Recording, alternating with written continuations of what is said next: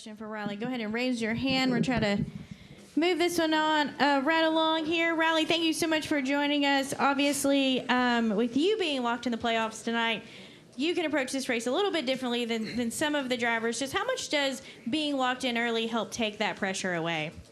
I'd say it takes away a little bit, but it's always nice to get back in championship form before the playoffs start next week at Kansas. So I think that's kind of the biggest objective outside of winning tonight is to get our feet back underneath of us and score good stage points, run up front, lead some laps, and head on to Kansas with a full head of steam for sure. All right, we'll go ahead and take questions now. For Riley, if you have one, raise your hand. We'll work to get a mic to you. And we're going to start with Jacob up here, and then we'll go back to Trent. Jacob Seelman, Race Face Digital. Riley, I know there's still kind of uncertainty for you finishing out this year and looking ahead towards next year. How do you put that out of your mind for now and focus forward on these last 7 playoff races to go after a championship? Yeah, I mean, I think there's always a little bit of that nature for sure, but we're very focused on the 98 team and trying to win this championship. And I feel like when we are at our top form, like everybody saw at Indy and previous races, we can win this championship and we have the best speed in the field. So it's about executing, getting back to executing, and who knows what's going to happen next year. Anybody's guess is as good as mine. So we'll take it from there, and hopefully we can get some more trophies before January rolls around. You've had some good moments over the course of your Xfinity Series career, but it feels like this season everything's consistently come together and stayed together. Is there any one specific thing that you can isolate for what's really kept you at the top of your game this year, or is it one of those cases where it's a whole lot of little things? I think the biggest thing is just time, right?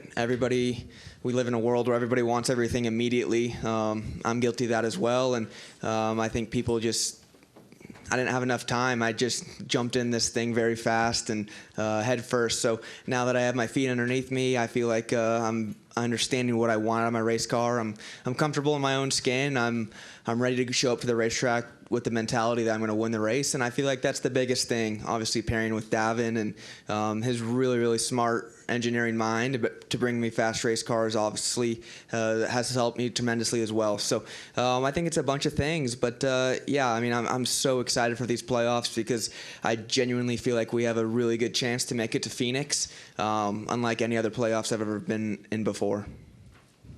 All right, Trent, go ahead. Trenton Worsham with FrontStretch.com.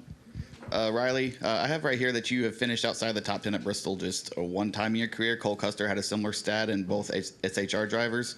What is it about this track for you that makes it special for you, as well as the SHR team in Xfinity?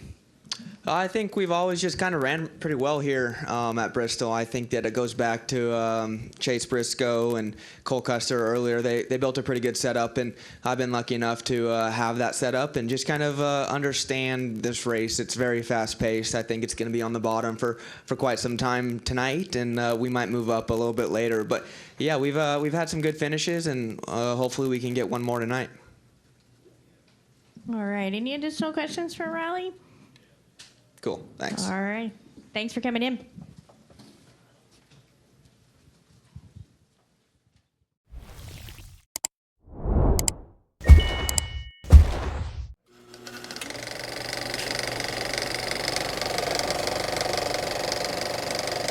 All right, there's the checkered flag. Great job, driver.